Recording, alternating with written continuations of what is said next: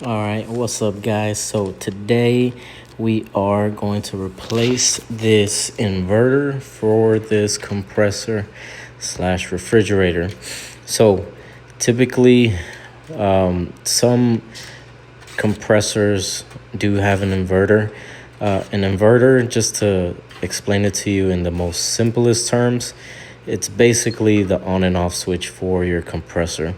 A signal gets sent to the compressor to turn on and off when it needs to. Do not ask me why they made these. Do not ask me why, because I do not know. I just know how to fix them and how to replace them.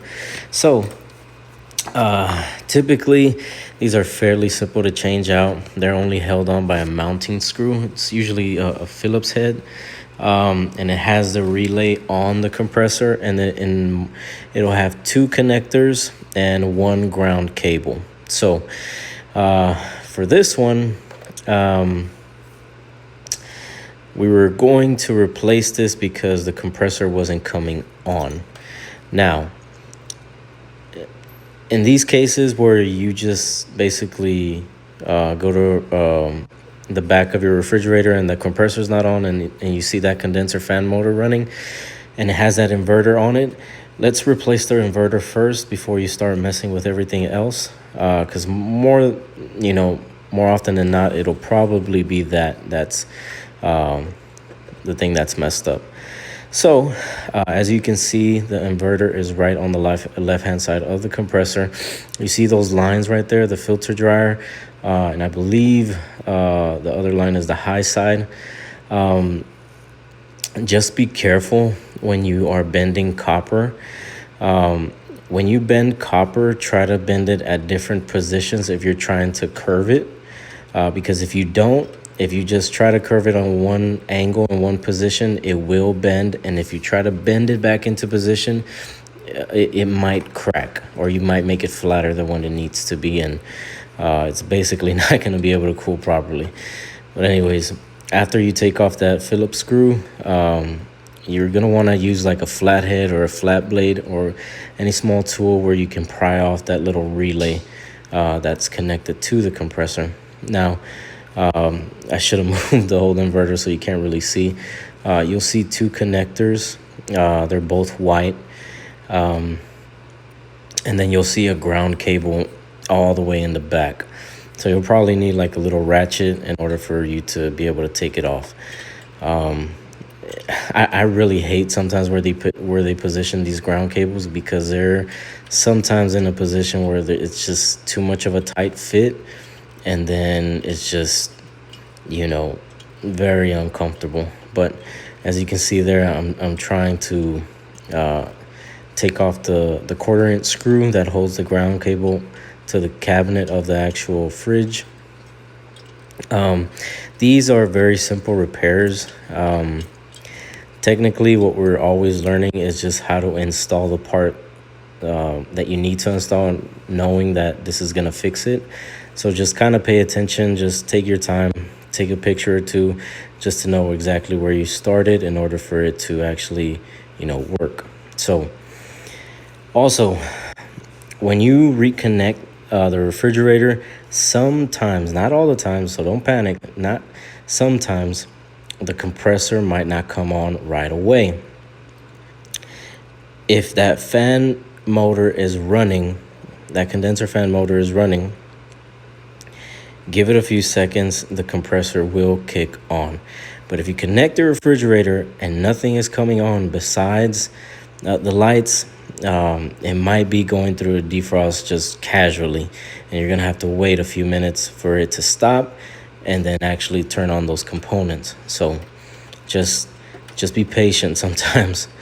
But yeah, like I've always said, guys, these videos are specifically to try to save you a quick buck, because appliance repair is not cheap. You might be able to find somebody that doesn't really charge you that much just to get them out there, but trust me, every appliance technician is going to want to get their money or their labor paid well, because they know that what we go through every single day in people's homes with people's personal belongings, it's really a big hassle, and this sort of career job is not for the weak. So us getting compensated very big or very generous, it's what makes it worth it. So that's what I'm saying. These videos are very essential to you saving a quick buck.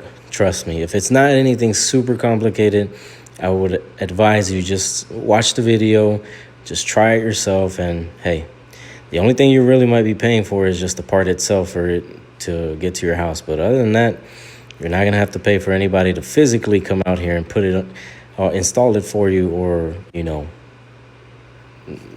that labor that people charge.